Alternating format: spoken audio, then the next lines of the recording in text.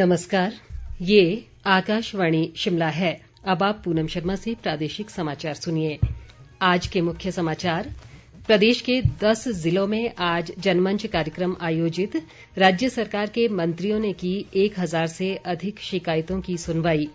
मुख्यमंत्री जयराम ठाकुर ने कहा, लोगों की शिकायतों का निपटारा करना सरकार की सर्वोच्च प्राथमिकता। कांग्रेस पार्टी ने स्वच्छता रैंकिंग में पिछड़ने के लिए शिमला नगर निगम की कार्यप्रणाली को ठहराया जिम्मेदार। और राज्य के अधिकांश भागों में मौसम साफ, अगले 4-5 दिन वर्षा के आसार नहीं। अब समाचार विस्तार से। प्रदेश के 10 जिलों में आज जनमंच कार्यक्रम आयोजित किया गया। इस दौरान राज्य सरकार के मंत्रियों ने सैकड़ों शिकायतों का निपटारा किया। जनमंच कार्यक्रमों में कुल 1056 शिकायतें प्राप्त हुईं, जिनमें से अधिकांश का मौके पर निपटारा किया गया। शहरी विकास मंत्री सुरेश भारद्वाज ने हमीरपुर जिले में बड़सर क्षेत्र के झिरालड़ी स्कूल में जनमंच कार्यक्रम की अध्यक्षता की और 135 आवेदनों पर सुनवाई की। सुरेश भारद्वाज ने कहा कि जनमंच से आम लोगों को बड़ी राहत मिली है और इसके माध्यम से एक ही स्थान पर जन समस्याओं का निपटारा किया जाता है। शिमला जिले के रोहडू में ग्रामीण विकास व पंचायती राज मंत्री वीरेन्द्र कंवर ने जनसुनवाई की। उन्होंने इस दौरान 111 शिकायतों में से अधिकांश का मौके पर ही निपटारा किया। वीरेन्द्र कंवर ने अधिकारियों को निर्देश दिए कि जनमंच कार्यक्रम की सफलता के लिए वे गंभीरता से काम करें। उन्होंने कहा कि लोगों की शिकायतों के निवारण में कोताही बर्दाश्त नहीं की जाएगी। मुख्यमंत्री जयराम ठाकुर ने आज मंडी जिले के पंडोह में लोगों की शिकायतें सुनी। उन्होंने कहा कि जन शिकायतों के निपटारे को सरकार सर्वोच्च प्राथमिकता दे रही है और अधिकारियों को भी इस दिशा में कड़े निर्देश दिए गए हैं। मुख्यमंत्री ने कहा कि सरकार लोगों की सभी जायज मांगें पूरा करने का प्रयास कर रही है और हर क्षेत्र में विकास की गति तेज की गई है।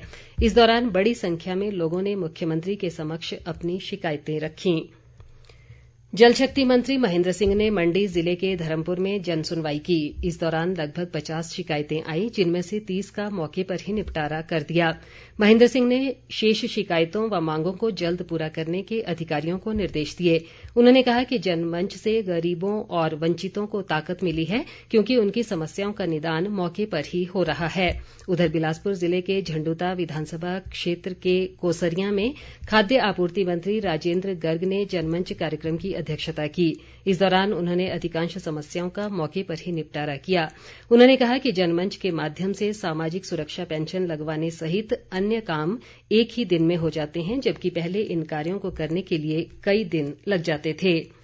वन मंत्री राकेश पठानिया ने कांगड़ा जिले में जयसिंहपुर क्षेत्र के लोअर खैरा में जनमंच कार्यक्रम की अध्यक्षता करते हुए लोगों की शिकायतों का निपटारा किया। उन्होंने कहा कि प्रदेश की जनता के लिए सरकार के साथ सीधा संवाद करने को लेकर जनमंच कार्यक्रम शुरू किया गया है और इसके माध्यम से सरकारी कार्यालयों में जाने की बजाय घर द्वार पर ही लोगों की समस्याएं हल हो रही हैं।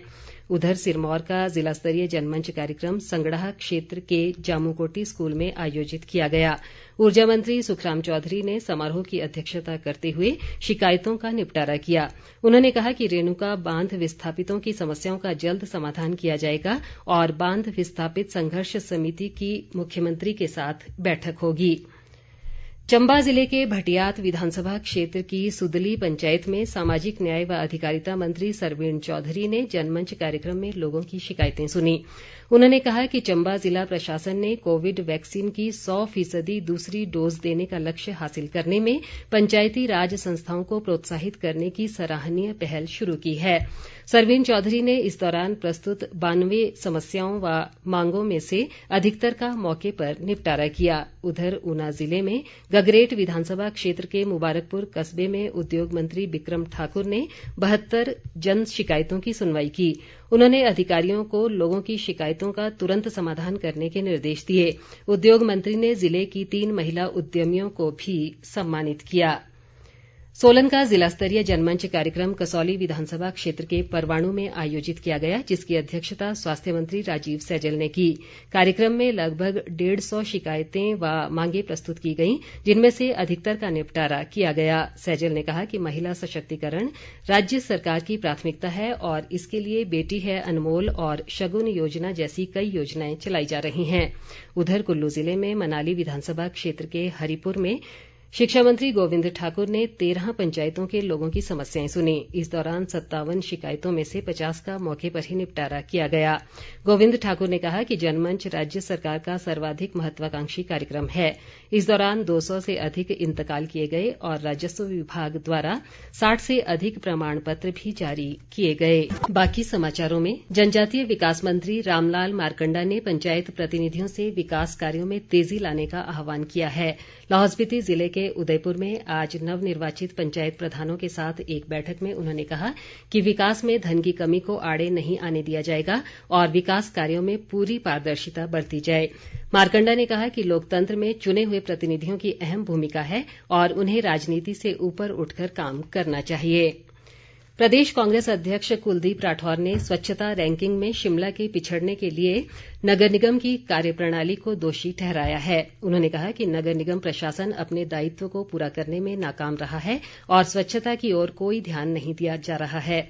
राठौर ने कहा कि स्वच्छता सर्वेक्षण 2021 में शिमला शहर देश के 100 साफ सुथरे शहरों की सूची से बाहर हो गया है। उन्होंने कहा कि प्रदेश में स्मार्ट सिटी के निर्माण का कार्य बहुत ही धीमी गति से चल रहा है। प्रदेश के अधिकांश भागों में पिछले कुछ दिनों से मौसम आमतौर पर साफ बना हुआ है और दिन के समय अच्छी धूप खिल रही है। हालांकि सुबह शाम के तापमान में गिरावट लगातार जारी है। केलंग में आज न्यूनतम तापमान -2.4 डिग्री सेल्सियस दर्ज किया गया। मौसम विभाग ने अगले 3-4 दिन प्रदेश में मौसम साफ रहने की संभावना जताई है। कांग्रेस पार्टी के वरिष्ठ नेता व जुब्बल कोटखाई के विधायक रोहित ठाकुर ने सरकार से कीटनाशक और फफूंदनाशक दवाइयों पर अनुदान बहाल करने की मांग की है। उन्होंने कहा कि इन दवाइयों पर अनुदान खत्म करने से किसानों और बागवानों को आर्थिक नुकसान उठाना पड़ रहा है। रोहित ठाकुर ने कहा कि बागवानी का प्रदेश के सकल घरेलू उत्पाद में 13% योगदान है और लगभग 70% आबादी अपनी आजीविका के लिए बागवानी पर निर्भर करती है। उन्होंने सरकार से कीटनाशक व फफूंदनाशक दवाइयों पर 50% अनुदान देने और उद्यान विभाग के वितरण केन्द्रों के माध्यम से गुणवत्ता वाली दवाइयां उपलब्ध करवाने को लेकर मुख्यमंत्री से हस्तक्षेप का आग्रह किया है। आज़ादी का अमृत महोत्सव और पूर्ण राज्यत्व दिवस की 50वीं वर्षगांठ के उपलक्ष्य में कुल्लू के ढालपुर मैदान से माउंटेन बाइकिंग और साइकिल रैली का आयोजन किया गया। इसमें बड़ी संख्या में प्रतिभागियों ने हिस्सा लिया। उपायुक्त आशुतोष गर्ग ने बाइकिंग व साइकिल रैली को हरी झंडी दिखाई। उन्होंने कहा कि इसका उद्देश्य युवाओं में फिटनेस को लेकर जागरूकता लाना है। प्रदेश में आज कोरोना संक्रमण के 51 नए मामले सामने आए हैं, जबकि 146 लोगों ने इस महामारी से जंग जीती है। राज्य में इस समय कोरोना के 910 सक्रिय मामले हैं, जबकि 2,21,654 लोग उपचार के बाद स्वस्थ हो गए हैं। प्रदेश में आज कोविड से 2 लोगों की मृत्यु हुई है, जिसे मिलाकर अब तक इस महामारी से मरने वालों की संख्या बढ़कर 3,814 हो चुकी है। राज्य वित्त आयोग के अध्यक्ष सतपाल सत्ती ने कहा है कि ऊना जिले को प्रदेश की खेल नर्सरी माना जाता है और जिले ने कई राष्ट्रीय व अंतर्राष्ट्रीय खिलाड़ी दिए हैं। ऊना में आज युवा सेवाएं व खेल विभाग द्वारा आयोजित माउंटेन टेरेन बाइक रेस के शुभारंभ अवसर पर उन्होंने ये जानकारी दी। इस बाइक रेस में महिला व पुरुष वर्ग में विभिन्न आयु के युवाओं ने भाग लिया। अंत में मुख्य समाचार एक बार फिर। प्रदेश के 10 जिलों में आज जनमंच कार्यक्रम आयोजित। राज्य सरकार के मंत्रियों ने की 1000 से अधिक शिकायतों की सुनवाई। मुख्यमंत्री जयराम ठाकुर ने कहा, लोगों की शिकायतों का निपटारा करना सरकार की सर्वोच्च प्राथमिकता। कांग्रेस पार्टी ने स्वच्छता रैंकिंग में पिछड़ने के लिए शिमला नगर निगम की कार्यप्रणाली को ठहराया जिम्मेदार।